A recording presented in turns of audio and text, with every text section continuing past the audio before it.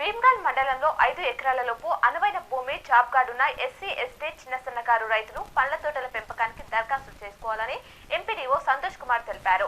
ఆసక్తి గల రైతులు తమ దరఖాస్తులను సంబంధిత ఫీల్డ్ అసిస్టెంట్లకు, గ్రామ పంచాయతీ కార్యదర్శికి, వ్యవసాయ సహాయ అధికారికి, ఉద్యానవన అధికారికి సమర్పించాలని సూచించారు.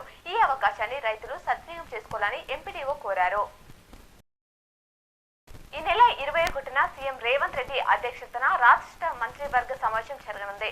ఆగస్టు 15లోగా రైతులకు పంట రుణాలు మాఫీ చేయాలని నిర్ణయించిన నేపథ్యంలో ఈ అంశంపై చర్చించే అవకాశం ఉన్నట్లు తెలుస్తుంది. దీంతో పాటు అసెంబ్లీ సమావేశాలు, బడ్జెట్ రూపకల్పనపై భేటీలో చర్చించనున్నట్లు సమాచారం. టమాటా ధర ఆకాశాన్ని అంటుతుంది. నిజామాబాద్ జిల్లాలో 10 రోజుల క్రితం ₹40 ఉన్న ధర ఒక్కసారిగా ఎగబాకింది. నిన్న మొన్నటి వరకు ₹80 ఉండగా నేడు ₹100కు చేరింది. కిలో కొనుగోలు చేసే వినియోగదారులు పావుకిలతో తృప్తి పడుతున్నారు.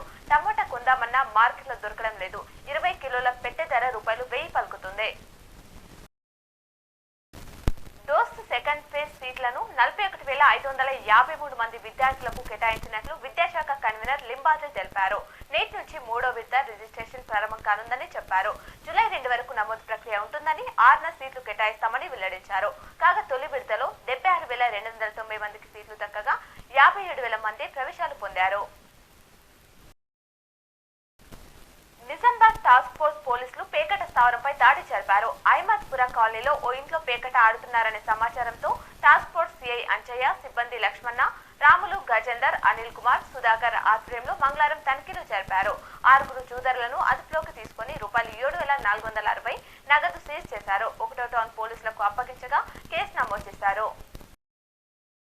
నిజామాబాద్ జిల్లాలోని పలు ప్రభుత్వ జిల్లా పరిషత్ ఉన్నత పాఠశాలలను జిల్లా విద్యాశాఖ అధికారి ఎన్వి దుర్గాప్రసాద్ విజిట్ చేశారు. దుద్దిగంలోని జెడ్పీహెచ్ఎస్, ఎంపీపీఎస్, ధర్మారం జెడ్పీహెచ్ఎస్ పాఠశాలలను సందర్శించి బడిబాట, మధ్యాహ్న భోజన అంశాలపై చర్చించారు.